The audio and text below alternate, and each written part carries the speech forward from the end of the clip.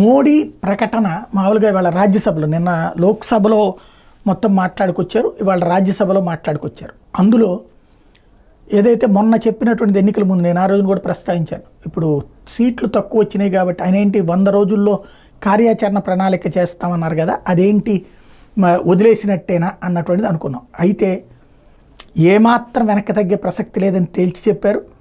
ED, CBI లాంటి దర్యాప్తు సంస్థలు ఏవైతే చేస్తున్నాయో వాటికి పూర్తి స్వేచ్ఛ ఇచ్చాం, వాటి వ్యవహారాల్లో మేము జోక్యం చేసుకోం, అవి పూర్తిగా స్వేచ్ఛాయుతంగా చేస్తాయి. అవినీతి అన్నటువంటి వాళ్ళకి గుండెల్లో రైళ్లు పరిగెత్తాల్సిందే, భయం ఉండాల్సిందే, దాంట్లో రాజకీయ కోణం అని చెప్పించేటటువంటి వాళ్ళు దాన్ని అడ్డుపెట్టి తప్పుకోవాలంటే కుదరదు అని తేల్చి చెప్పారు. తద్వారా తను ఎక్కడా వెనక్కి తగ్గే ప్రసక్తి లేదని చెప్పారు. మరొక వైపున కార్యాచరణ అన్నటువంటిది పవర్ఫుల్గానే ఉంటుంది అని తేల్చి చెప్పారు.